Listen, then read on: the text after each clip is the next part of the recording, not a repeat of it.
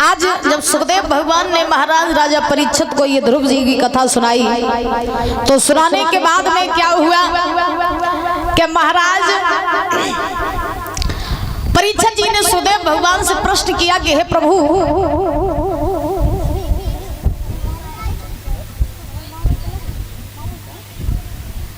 संतोष मामा आ जाओ, इधर मंच के पास बैठो है ना। अरे आओ तो आओ तो मैं के समूह आओ मम्मा आओ।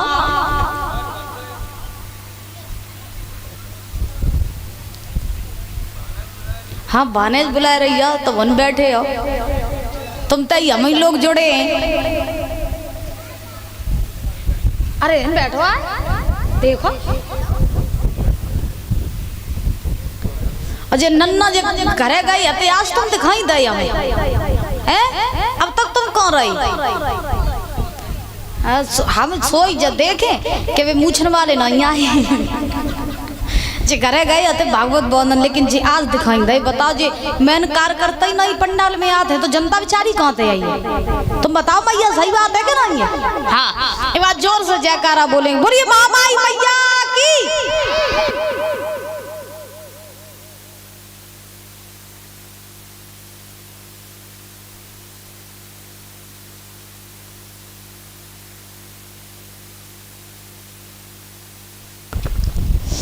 तो महाराज आज जब परीक्षित जी ने पूछा कि हे प्रभु ये बताइए कि इस धरती पर एक महान राजा हुए, सूरवंशी राजा हुए जिनका नाम हरिश्चंद्र पड़ा, तो हम ये जानना चाहते हैं कि वो राजा हरिश्चंद्र का जीवन चरित्र कैसा था।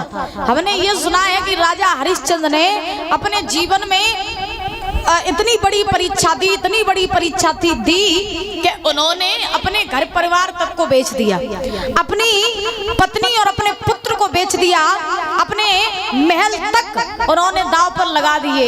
इतनी बड़ी परीक्षा दी है और राजा हरिश्चंद्र ने, तो हम जानना चाहते हैं कि ऐसा कौन सा कारण था जो राजा हरिश्चंद्र ने इतनी बड़ी परीक्षा दी। तो सुखदेव भगवान ने जवाब दिया कि हे राजन परीक्षित, अगर तुम जानना चाहते हो कि राजा हरिश्चंद्र का जीवन चरित्र कैसा रहा तो चलो हम तुम्हें बताएं। एक समय की बात, एक अवध नाम की नगरी है और उसी नगरी में महाराज रह रहे हैं राजा हरिश्चंद्र। ये सूरवंशी राजा है, लेकिन बहुत बड़े सत्यवादी और बहुत बड़े दानवीर राजा हैं। इनकी पत्नी है जिसका नाम है तारा, का नाम तारा, और इनका एक पुत्र है परीक्षित जी महाराज जिसका नाम है रोहितास। तो तारा जो है ये बड़ी सुंदर है और सुंदर होने के साथ साथ तारा जो है बहुत बड़ी पतिव्रता भी है। एक बात हम आपको बताएं भैया, नारी की सुंदरता उसके चेहरे से, उसके रंग रूप से नहीं होती है, फिर नारी की सुंदरता तो उसके चरित्र से और उसके सुंदर गुणों से होती है। जिस नारी का चरित्र सुंदर होता है, जिस नारी के गुण सुंदर होते हैं, वह नारी चेहरा से भले महाराज सावली बनी रहे लेकिन वह वास्तव में सुंदर ही होते हैं, याद रखना। और जिस नारी का चरित्र, जिस नारी के गुण सुंदर नहीं होते, वह चेहरा से कितनी बुरी भक्क बनी रहे लेकिन वह बुरी ही लगत है, याद रखना। तो नारी की सुंदरता उसके गुणों से और उसके चरित्र से होती है। अब देखो यहाँ बैठी हरमैया ये बात जानती हैं कि पति के संग में दगा करियो तो ठिकानों कबहू नहीं लगी है। नारी अपनी मर्यादा में रहती है तभी सुंदर होती है और नारी पतिव्रता होती है वो तभी सुंदर लगती है। और कलयुग में पतिव्रता कैसी है जो तो सभी जानती हो। कैसी है पतिव्रता? ऐसी है पतिव्रताएं कि पति संगे जोलो मन लगो तो रही और नहीं मन लगो तो कहूँ महाराज ड्रम में भरवाए दो, है कहूँ मिक्सी में पीस के महाराज बाहे दो, कहूँ टाइल्स में नीचे दाब दो काट के मार के, और दूर काहे जाओ भत्तना में ये केस भाव तो मैंने कुल्हाड़ी तक काट दो तो अपने पति को। तो आजकल की तो पतिव्रताएं ऐसी हैं, काट पीट को चली जाती महाराज। पहले की जताऊ हती बिचारी अपने पति के संगे राती तो हती मरते दम तक, और आज के जमाने में तो 6 महीना ब्याह के होत नहीं है और महाराज पति को काट पीट के चली जाती है। कहने का भाव ब्याह का हुआ संग और रासलीला का हुआ संग रचाती रहती है। धन्य रे कलयुग की पतिव्रताएं, तुम्हें तो आग लगाए महाराज। बोलो राधे राधे। तो देखिए नारी का धर्म है कि अपने पति की सेवा करना है धर्म के नहीं है? तुम बताओ ईमानदारी से। पति की सेवा करना ये एक पत्नी का धर्म होता है, ठीक। और अब ऐसा नहीं है कि पत्नी सेवा करे पति की, पति का भी धर्म है कि अपनी पत्नी को देवी की समान रखे। अब ऐसा नहीं है कि पत्नी आरती को थाली लेके और पीछे पीछे पति के घूम रही कि तुम्हें मेरे ईश्वर, तुम्हें मेरे परमेश्वर, तुम्हें मेरे देवता। आरती की थाल लेके पीछे पीछे संध्या सवेरे घूम रही, पत्नी खूब बड़ी पतिव्रता, ईश्वर देवता सब तुम्हें ही मानते हैं, और बुद्ध देवता ठठरी बांधो संध्या के पी शराब ले लठिया लठिया। तो ऐसे देवता के तो महाराज टिटुआ तो लग के खून पी ले हो। सही बताया ना तुम्हें हम, ईमानदारी की बात। कहने का भाव, एक हाथ से कबू ताली नहीं बजती है। बताओ बजा है? सीधी सादी बात ये है कि जैसे पत्नी आपको देवता मान रही है तो आपका भी धर्म है कि अपनी पत्नी को देवी के समान मानो, ठीक है ना? तब तो रिश्ता चलता है। अब पत्नी कह रही है तुम मेरे ईश्वर, तुम मेरे परमेश्वर, परमेश्वर संध्या के पी पहुआ और सब घर को हाथ देता है, तो ऐसे परमेश्वर को तो टिटुआ पे लाठी दे दे। सही बता रहा है तुम्हें हम? हाँ। और देखो, और नारी अगर नेको गड़बड़ी करे, नारी अगर नेको गड़बड़ी करे और तुम बड़े सीधे साधे हो और अपनी नारी को बड़ा प्रेम करते हो, अपनी नारी को बहुत चाहते हो, अपनी नारी को दर्जा तुम लक्ष्मी के समान दे रहे हो, और लक्ष्मी अगर नेको कछु गड़बड़ी करे तो ऐसी लक्ष्मी टिटुआ दावे दे सोवत में। हाँ, ठीक है ना? तो कहने का भाव, चाहे स्त्री हो चाहे पुरुष हो, रिश्ते में जब तक मर्यादा नहीं होगी, रिश्ते में जब तक पवित्रता नहीं होगी, तब तक महाराज वो रिश्ता कभी आगे नहीं बढ़ सकता है, चाहे वो पति पत्नी का रिश्ता हो या महाराज कोई भी रिश्ता हो। अब देखो, तारा जो है ये बहुत बड़ी पतिव्रता है। इनका एक पुत्र है जिसका नाम है रोहितास। हरिश्चंद्र अपने परिवार से बड़ा प्रेम करते हैं, और हरिश्चंद्र बहुत बड़े दानवीर राजा हैं और सत्यवादी राजा हैं। इनके द्वार पर जो कोई जाता है वो खाली हाथ नहीं आता है। धीरे धीरे समय बीता, इनकी दानवीरता के डंका चारों दिशाओं में बजते हैं कि राजा हरिश्चंद्र जैसा राजा न कोई हुआ न कोई होगा। एक दिन महाराज विश्वामित्र में और वशिष्ठ जी में बहस छिड़ गई। जब वशिष्ठ में और विश्वामित्र में बहस छिड़ी तो वशिष्ठ जी ने कहा कि बने चाहे कोई, लेकिन मेरो चेला जो हरिश्चंद्र है बाके जैसो राजा न कोई भव न कोई होए। तो विश्वामित्र थोड़े क्रोधी ब्राह्मण थे, तो विश्वामित्र ने वशिष्ठ जी से कही कि एक तो तुम हो ब्राह्मण, एक तो तुम हो महात्मा, और महात्मा हो कि तुम अपने मुख से अपनी बड़ाई कर रहे हो, तुम्हें शोभा नहीं देता है। क्योंकि अपने मुख से अपनी बड़ाई वो करते हैं जो कायर होते हैं, जो खुद कुछ नहीं कर सकते हैं, वो अपने मुख से अपनी बड़ाई करते रहते हैं। दूसरों से जलने वाला आदमी कायर होता है। जो खुद में सक्षम होता है वो कभी दूसरों की बुराई करेगा नहीं, और जो खुद में सक्षम नहीं होता है वो दूसरों को गिराने में और दूसरों की बुराई करने में लगा रहता है। आपको एक बात बता दे बिल्कुल सटीक, अगर आपकी कोई बंदा बुराई कर रहा है या आपको कोई गिराने में लगा पड़ा है तो आप जान ले कि जो काऊ लायक नहीं है, तासो जो हमें गिरावे में लगो डरो है, ताइसो जो हमें बुराई कर रहा है। अब विश्वामित्र ने वशिष्ठ जी से कही कि हमने तुम्हें चेला की परीक्षा तो अभी ली नहीं, तो हम कैसे जाने कि तुम चेला दानवीर है और सत्यवादी है? तो हम तो परीक्षा लिए, क्योंकि हम जब तक कोई चीज आंखें देख नहीं ले तो कान सुन नहीं ले तब तक हम भरोसा कत नहीं, तो हम परीक्षा लिए। तो वशिष्ठ जी ने कही परीक्षा लिया तो परीक्षा लिया, करना ही तो डरना, जा परीक्षा ले आओ। अब महाराज जब कही कि परीक्षा ले आओ तो ये विश्वामित्र जो थे राजा हरिश्चंद्र की परीक्षा लेने के लिए चले। जब चले तो वशिष्ठ जी के कहने पर विश्वामित्र ने सूकर का रूप धारण कर लिया और सूकर का वेश धारण करके राजा हरिश्चंद्र की बगिया में घुस गए हैं ये विश्वामित्र। और बगिया में घुस करके आज परीक्षित जी महाराज राजा हरिश्चंद्र की बगिया उजाड़ने लगे। जब बगिया उजाड़ी है तो बाघ का माली आया उस सूकर को रोकने के लिए, तो सूकर ने माली को भी घायल कर दिया। अब माली रोत भो और भागत भो पहुंचो राजा हरिश्चंद्र के डेगा और जवाब दियो महाराज गजब हुई। हरिश्चंद्र बोले क्या हुआ और तुम घायल कैसे हो गए? माली ने कही महाराज बगिया में सूकर आओ है और बने सब बगिया तैसनेस कर दई, हमने भाई रोको तो बने मोह घायल कर दो महाराज हमें संगे चलो, चल के वह सूकर को मार दे चले।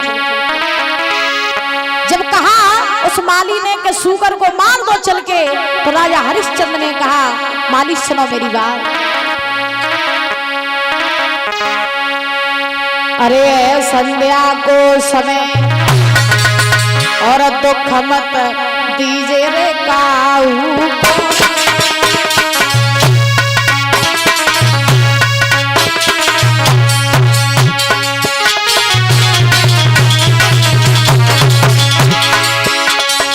हरिश्चंद्र ने माली से कहा भैया माली मेरी बात सुनो, अरे संध्या को समय दुख मत दीजे रे काऊ,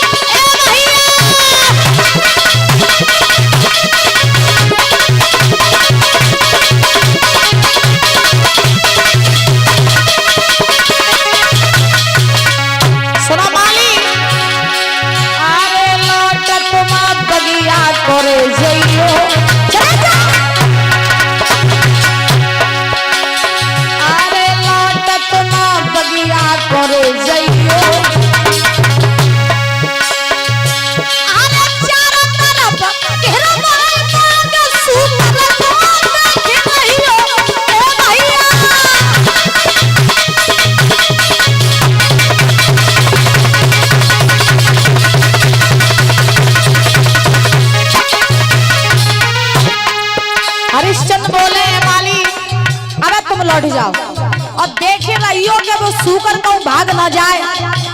सवेरा जब होगा तब हम सेना लेकर के आएंगे और आकर के सूकर को मारेंगे।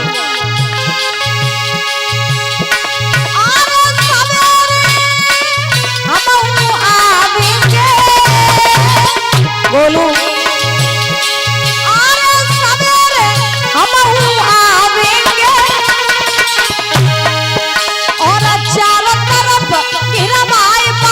सूकर को मारेंगे ए भैया।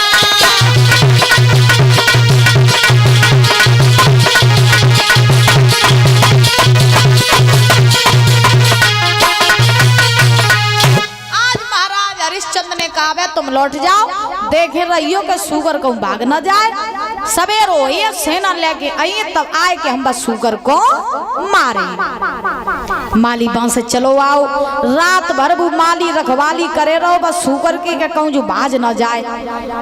अब रात तो कटी, सवेरो बहु, जैसे ही सवेरो बहु सो राजा हरिश्चंद्र ने मंत्री को बुलाओ और मंत्री को बुलाए कि कई बोले मंत्री घोड़ा तैयार करवाओ, सेना तैयार करवाओ, बगिया में चल रहा है सूकर आया है उसे मारने के लिए। दादा आज जैसे ही राजा हरिश्चंद्र ने मंत्री से कही तो क्या कही मंत्री,